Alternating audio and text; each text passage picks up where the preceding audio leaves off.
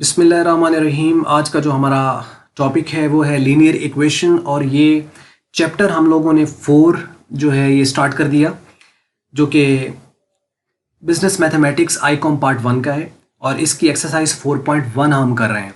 और एक चीज़ मैं यहाँ बता दूँ कि कुछ बुक ऐसी हैं जो मैंने पहले भी कई वीडियो में बताया है कि कुछ बुक ऐसी हैं जिसमें जो तीसरा चैप्टर है वो इनके ऊपर दिया हुआ है इक्वेशंस पर, और जो चौथा चैप्टर है वो फंक्शंस एंड ग्राफ का है।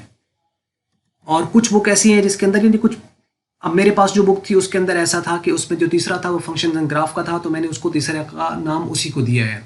अब कुछ बुक जो लेटेस्ट आई है उसके अंदर इन्होंने इस चैप्टर को तीसरे की जगह ले गए हैं, तो मतलब आप उसको इसको तीसरा समझ लीजिए, तो इससे कोई फर्क नहीं पड़ेगा कि वो तीसरे नंबर पर आ रहा है या चौथे नंबर पर आ रहा है। आपने ये देखना है कि वो इक्वेशंस का चैप्टर है या वो ग्राफ्स का चैप्टर है, ये फंक्शंस एंड ग्राफ्स का चैप्टर है। तो फंक्शंस एंड ग्राफ का हम लोगों ने तीसरा, जबकि ये वाला ये चौथा चैप्टर है। तो आइए हम स्टार्ट करते हैं। लीनियर इक्वेशन, लीनियर फंक्शंस, इन पर हम पहले तीसरे चैप्टर में भी बात कर चुके हैं। वहाँ लीनियर फंक्शन का नाम था, यहाँ लीनियर इक्वेशन के नाम से है। तो लीनियर इक्वेशन क्या होती है? ये एक पोलिनोमियल इक्वेशन होती है।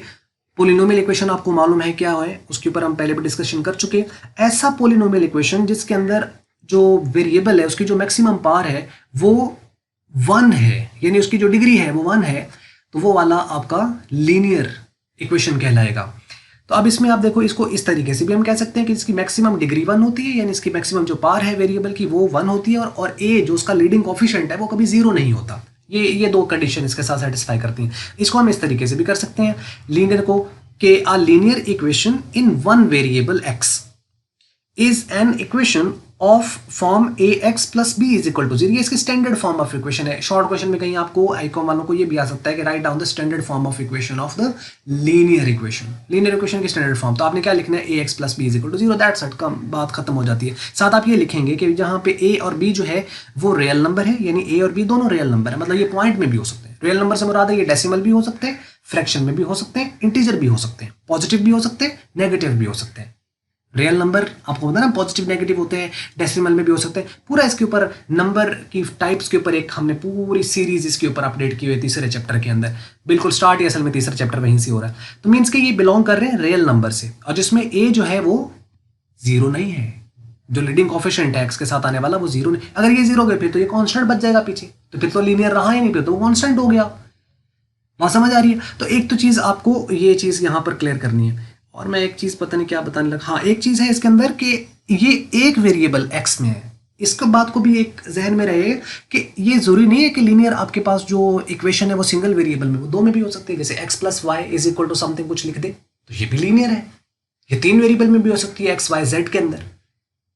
लेकिन हम यहां पर जिस लीनियर इक्वेशन की बात कर रहे हैं, जिस पर हमारी 4.1 एक्सरसाइज मेरे मुताबिक, यानी मेरे पास बुक थी उसके मुताबिक, या आपके पास अगर दूसरी बुक है तो उसमें आपका 3.1 है, उसके मुताबिक अगर हम देखें तो इसमें सिंगल वेरिएबल पर मूव कर रहा है। एक, 2 नहीं है। हाँ, अगर आपको ऐसा वो कोई इक्वेशन आ जाता है जिसमें उसने 2 वेरिएबल दे रखे हैं, तो वो एक की वैल्यू देगा और दूसरे की आपको फाइंड करने के लिए कह देगा।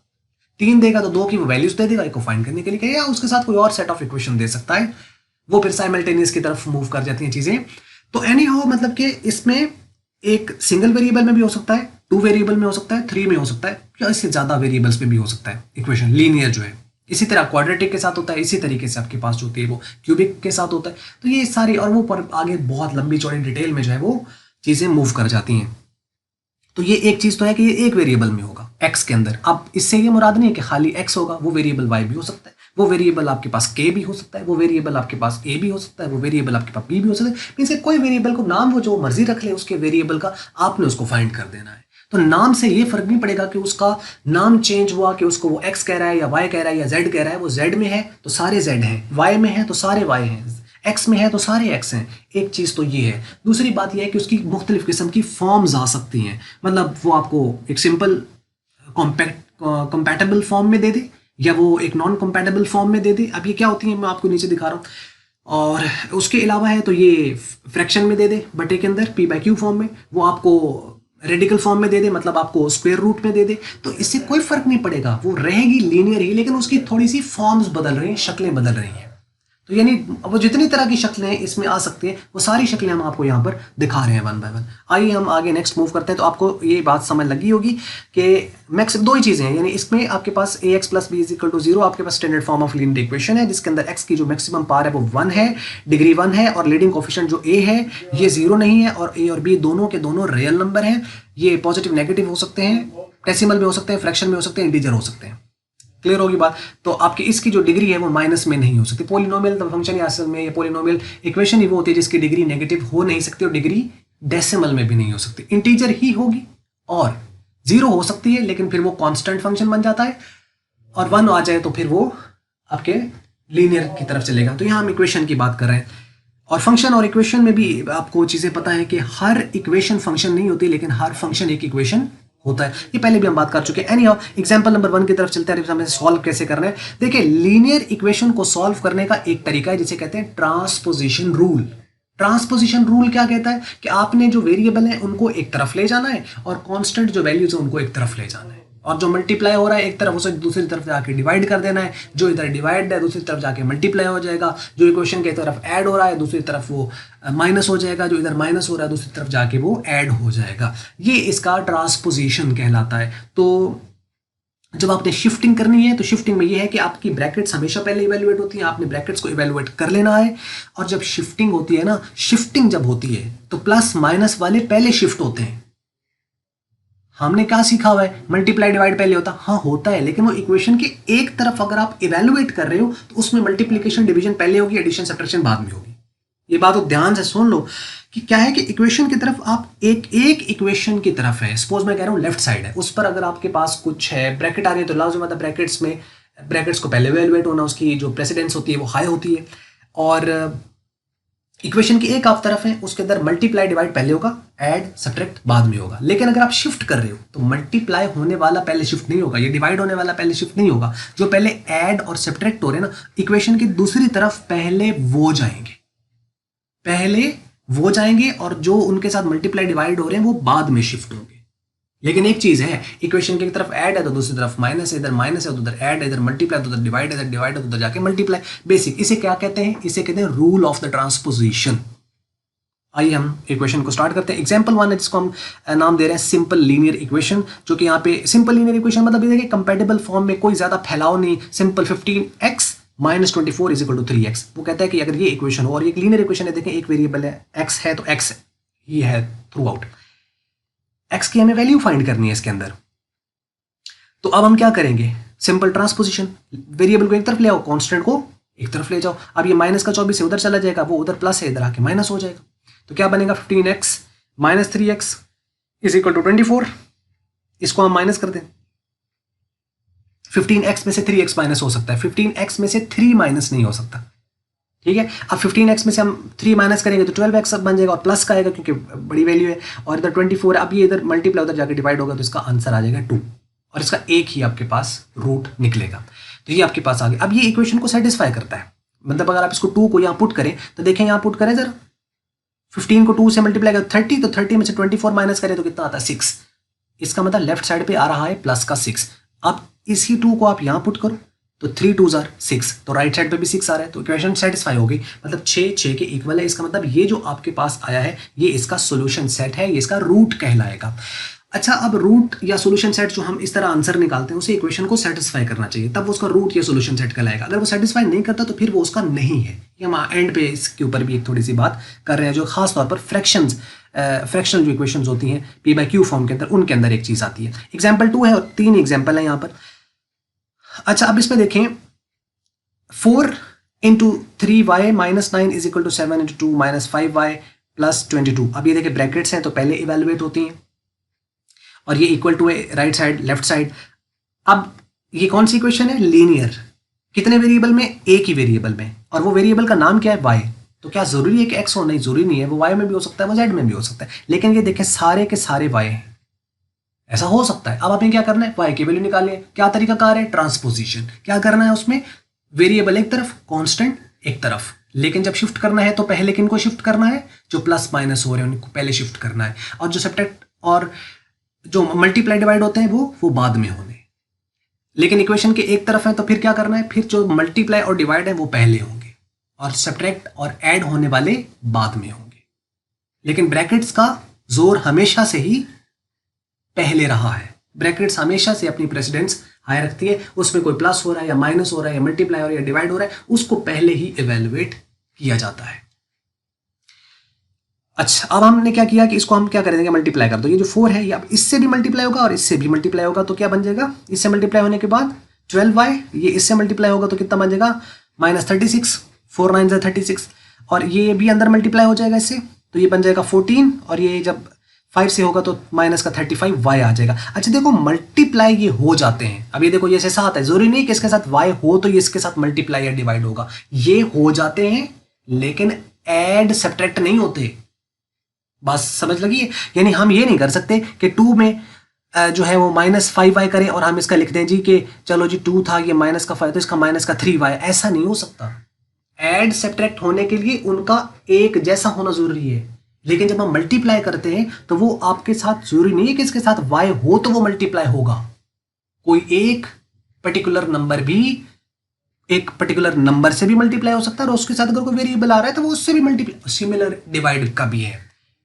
ये बात हो सकता है हमें चीजें हम करते हो लेकिन इस तरह हमें पता ना हो, तो इसको जहन में लिखें, समझ लें कि यानी देखो ये हो रहा है और ऐसा होता है कि आप एक पर्टिकुलर नंबर को वेरिएबल के साथ भी मल्टीप्लाई कर सकते हैं। वेरिएबल मतलब जैसे x y है, z है, और कांस्टेंट के साथ भी एक नंबर मल्टीप्लाई हो सकता है, लेकिन ऐड और सब्ट्रैक्ट जो होंगे वो वही होंगे जो सेम होंगे। जैसे 2 में से 5 माइनस हो सकता है, 5 में से 2 माइनस हो सकता है, 2 में 5 ऐड भी हो सकता है, 5 में 2 ऐड हो सकता है, लेकिन 2 में से 5y माइनस नहीं हो सकता, माइनस नहीं हो सकता। यही वजह है कि हमें ट्रांसपोजिशन करनी पड़ती है, जो एक जैसे उनको एक जैसे लाना पड़ता है। इकट्ठा जब किया जाता है ना तो उनको एक जैसों को इकट्ठा किया जाता है। ज़र्ब तो कोई भी खा सकता है, डिवाइड तो कोई भी हो सकता है, लेकिन इकट्ठे जो सेम होंगे ना वो इकट्ठे होंगे, उसका दूसरे के साथ वो मिल सकता ही नहीं है। बेसिक चीज है, इकट्ठा जब भी होना है तो एक तरह के जो होंगे वो इकट्ठे होंगे। ये सब्ट्रैक्ट भी होंगे तो उनमें से वही सब्ट्रैक्ट होंगे जो उनके साथ पहले थे। तो सिंपल चीज है। अब आप यहां पे देखो, ये हो गया। अब आपने क्या करना है, ये भी वेरिएबल, ये भी वेरिएबल, ये भी वेरिएबल एक तरफ ले आइए। ये 12y तो पहले इधर था, प्लस का था, ये इधर माइनस था इक्वेशन के इस तरफ, इधर आके प्लस का हो गया। आपने एक चीज नोट की, यानी पहले हमने उधर ही उनको मल्टीप्लाई कर दिया, अब हम उनको क्या कर रहे हैं, शिफ्ट कर रहे हैं। तो क्या ऐसा हो सकता है कि हम ये इसको मल्टीप्लाई कर दें और इसको हम मल्टीप्लाई बाद में करें, इसको पहले उधर शिफ्ट कर दें? हाँ बिल्कुल हो सकता है। इसको आप पहले जो है ये जो प्लस का 22 है इसको आप उधर जाके लेके जा सकते हो दूसरी तरफ, तो उससे कोई फर्क नहीं पड़ेगा, वो उसी तरह रहेगा। तो इसको आप बाद में मल्टीप्लाई करके बाद में उनको शिफ्ट कर दो, ठीक है, क्योंकि प्लस माइनस वाले शिफ्ट हो सकते हैं। तो आपकी मर्जी है जिस तरह करें जैसे आपको आसानी रहे। अच्छा, ये माइनस का था, इधर आके क्या हो गया, प्लस का, और ये इधर प्लस का था, इधर आके क्या हो गया, माइनस का। और ये 14 तो पहले ही इस तरफ था, प्लस का रहा, ये माइनस का 36 था, ये इधर आके प्लस का 36 हो गया। इन दोनों को ऐड कर दो तो 50 बन गया, और इनको अगर आप इवेलुएट करें तो 25y आ रहा है, आप इसको चेक कर लेना। ये दोनों ऐड हो जाएंगे और ये इसमें से माइनस हो जाएगा, तो बाकी प्लस की वैल्यू बड़ी है 25, वो आ जाएगा, ये आ गई। अब ये इसके साथ मल्टीप्लाई होता है जाके डिवाइड, तो y की वैल्यू कितनी आ गई, 2। तो इसका मतलब इसका सॉल्यूशन सेट भी क्या आया, 2। पिछले की तरह उसका भी 2 था, उसमें x की वैल्यू 2 थी, इसमें y की वैल्यू 2 आ गई। अब इसे भी इस इक्वेशन को सेटिस्फाई करना चाहिए। अब आप इसको पुट करके देखें कि क्या ये दोनों साइडें इक्वल आ रही हैं। यहाँ y की वैल्यू पुट करें 2 और यहाँ y की वैल्यू पुट करें 2, यहाँ y की वैल्यू पुट करें 2। इसको इक्वेशन की राइट साइड को भी इवेलुएट कर लो, लेफ्ट को भी इवेलुएट कर लो। अगर दोनों साइडें बराबर हैं तो इसका मतलब ये इसको सेटिस्फाई कर रहा है, इसका सोल्यूशन सेट है और इसका रूट है। जो रूट होगा सोल्यूशन सेट होगा उसको सेटिस्फाई करेगा। तीसरी जो आपके पास यहां पर इक्वेशन है वो है इन फ्रैक्शनल फॉर्म, जो कि ये बटे में दी हुई है। देखें ना, p/q फॉर्म आपके पास बन गई और इज इक्वल टू। अब इससे भी आपने नहीं घबराना है, आप इसको सिंपल कर लें। आप एलसीएम लेंगे और उसके बाद ये देखिए वेरिएबल तो एक ही है ना, x की फॉर्म में आपके पास आ रहा है, तो हम क्या करेंगे, इसको नीचे जो है ना इन दोनों को प्रोडक्ट ले लें। एक होता है एलसीएम आप ले लो, या हम क्या करें इन दोनों को मल्टीप्लाई करके और हम क्या करेंगे उसको मल्टीप्लाई कर देंगे हर टर्म को 6 के साथ, तो ये नीचे वाला खत्म ही हो जाएगा एक तरह का। कैसे कि इन दोनों को मल्टीप्लाई किया, नीचे वालों को 6 बन गया, जो 6 आ रहा है उसको इससे मल्टीप्लाई, क्योंकि 6 इन दोनों का अगर प्रोडक्ट है तो उसका मतलब उस 6 को ये भी डिवाइड करेगा और ये भी डिवाइड कर देगा। तो या आप एलसीएम ले सकते हो, तो उसमें 3 कट जाएगा और 2 बचेगा ऊपर। एलसीएम आप ले लो ना, यानी या दोनों लिखे जा सकते हैं, यानी आप 3 को भी लिख लो नीचे और 2 को भी लिख लो, तो ये 3 उस 3 को डिवाइड करेगा तो ये 2 बचेगा, वो 2 इस ऊपर वाले से मल्टीप्लाई हो जाएगा। ये देखें 2 और ये 3x - 4, और इधर वो 2 कट जाएगा, 3 बच जाएगा, वो 3 इस ऊपर वाले से मल्टीप्लाई हो जाएगा, और इधर तो आपके पास जो था वो 7/6 ही रहेगा, लेकिन वो नीचे 6 भी है। वो 6 जो नीचे है अब इधर आके जब मल्टीप्लाई होगा तो वो इस वाले 6 को काट देगा, तो इधर बच जाएगा खाली 7। तो वो चूंकि मल्टीप्लाई हमने कर दिया था दोनों तरफ, तो इसलिए डायरेक्टली आपको ये लग रहा है, यानी इसके मुताबिक आप चाहे तो एलसीएम लेकर भी इसको कर सकते हैं। ये आ गई। अब आप इसको, अब सिंपल होगी, ये बिल्कुल ऐसी होगी जैसे ये थी। अब आप इसको क्या करो, इसको मल्टीप्लाई कर दो अंदर, इसको अंदर मल्टीप्लाई कर दो, वेरिएबल एक तरफ और कांस्टेंट एक तरफ, और आप इसका आंसर ले। तो यानी क्या था कि आपका आंसर ये आ गया। अब x की वैल्यू 8/3 आई है। अब ये 8/3 आई है ना, इसको आप पुट करो यहाँ पे इसकी जगह, और चेक करो कि क्या इसको इवेल्युएट करने से 7/6 आ रहा है। अगर इस वैल्यू पर 7/6 आ रहा है तो इसका मतलब ये इसका सोल्यूशन सेट है, रूट है। लेकिन एक चीज आपने याद रखनी है, लीनियर इक्वेशन के अंदर फ्रैक्शन फॉर्म में जो आपके पास ये आंसर आ रहा है, जरूरी नहीं कि वो उसका सोल्यूशन सेट भी हो। पहली बात तो है कि हमने उसको ठीक निकाला या नहीं निकाला। हाँ, ठीक निकाला है तो उसके अंदर जो है वो उसका सोल्यूशन सेट हो भी सकता है, नहीं भी हो सकता है। इसकी मिसाल है नीचे मैं आपको दिखा रहा हूं, ये नोट कर लीजिए। Some fractional equations have no solution, उनके सोल्यूशन नहीं होते, मतलब उनके रूट नहीं होते, सोल्यूशन सेट नहीं होता, इक्वेशन को सेटिस्फाई नहीं करता, क्योंकि इक्वेशन का अंदर जो आंसर आ रहा है उसको सेटिस्फाई करना चाहिए। मसलन ये देखिए 3/x-1 है -2, और ये 3x/x-1 है। इसको अगर आप देखें, इवेल्युएट करें उसी तरीके से, देखिए एलसीएम ले लिया x-1, ये कट गया तो ऊपर 3 बच गया, और इधर 1 है उसको डिवाइड करेगा वही आएगा, तो 2 उस फैक्टर से मल्टीप्लाई हो जाएगा। 3 - 2 इंटू x-1, नीचे x-1 इज इक्वल टू ये। अब ये क्या, इधर ये मल्टीप्लाई, उधर जाके ये डिवाइड है नीचे, उधर जाके मल्टीप्लाई होगा, तो ये दोनों कट जाएंगे, तो बच जाएगा ऊपर वाले एलिमेंट बच जाएंगे। 3 - 2x, ये अंदर मल्टीप्लाई होगा ना ये, तो ये माइनस का 2x, और ये जब 2 इस माइनस वाले से होगा तो प्लस हो जाएगा, माइनस माइनस मल्टीप्लाई होता है तो प्लस हो जाते हैं, प्लस का 2 आ जाएगा। इधर 3x बच जाएगा, नीचे वाला तो ये देखें कट जाएगा, इधर डिवाइड उधर जाके मल्टीप्लाई, तो ये इधर डिवाइड उधर मल्टीप्लाई होगा तो कट जाएगा। अब ये आपके पास वैल्यू, अब इसको आप इधर ले आइए, वेरिएबल को कांस्टेंट उस तरफ ले जाइए। अब ये अगर आप यहां पर देखें, ये देखिए 5 बन जाएगा जमा का इस तरफ, और जब उधर जाएगा तो माइनस का 5 बन जाएगा। ये 3 और 2 जमा का 5 बन जाएगा, और ये इधर आकर माइनस को हो जाएगा, तो -5x is equal to -5, minus minus से कट गया तो x की वैल्यू 1 आ रही है। आंसर तो निकल रहा है उसका 1, लेकिन इसको आप चेक कर दो 1 को कि क्या ये 1 इस इक्वेशन, हमने इसमें कोई गलती नहीं की, बिल्कुल ठीक निकाला है, लेकिन ये इसका सोल्यूशन सेट नहीं है, ये रूट नहीं है इसका, मतलब हर एक का सोल्यूशन सेट नहीं होता है। ये चीज आपने नोट करनी है। तो क्या अब हमें पेपर में है तो हमें क्या चेक करना पड़ेगा? नहीं, कोई चेक नहीं करना, आपको वो जो देगा उसके रूट्स निकलते होंगे, लेकिन ये आपको वैसे याद रखना है कि जरूरी नहीं कि हम जो फ्रैक्शनल फॉर्म में आपके पास इक्वेशंस दे रखी हैं उसका हम रूट निकालें तो आने वाला आंसर उसको सेटिस्फाई भी करे। अब हम चेक करते हैं, put x is equal to 1 in the above equation to check either it satisfy the equation और नॉट। अब आप देखो क्या लिखा हुआ था वहां पे, 3/x-1, x-1 था यहाँ पे और 3x था यहाँ पे, यही इक्वेशन थी। यहाँ पे आप इसको देख लीजिए, ये वाली, ठीक है। अब ये 3 आ गया एज इट इज, इस x की जगह हमने 1 पुट कर दिया, 1 - 1 हो जाएगा, माइनस का 2 आ जाएगा, इज इक्वल टू 3 इंटू 1 और 1 - 1। तो अब इसको इवेलुएट करो जरा, ये आ जाएगा 3/0 -2, और ये इज इक्वल टू आ जाएगा 3/0। अब ये यहां से आगे असल में इवेलुएट नहीं हो सकता है, अनडिफाइंड हो जाती, इक्वेशन अनडिफाइंड हो जाती है। तो इसका मतलब ये है कि ये इक्वेशन को सेटिस्फाई अनडिफाइंड हो गया, क्योंकि something bye 0 is undefined, defined नहीं कर सकते आप उसको। तो ये यहां पर अनडिफाइंड हो जाती है, इसलिए हम कहते हैं कि ये उसका सोल्यूशन सेट नहीं है, ये उसका रूट नहीं है। तो as you see that it does not satisfy the equation because 3/0 is undefined। तो ये बात आपको समझ लगी होगी, उम्मीद है यहाँ पर। तो ये था ये टॉपिक, थोड़ी सी वीडियो लंबी होगी, ओवरऑल आपको मैंने जो पॉइंट्स थे मैक्सिमम वो मैंने बता दिए।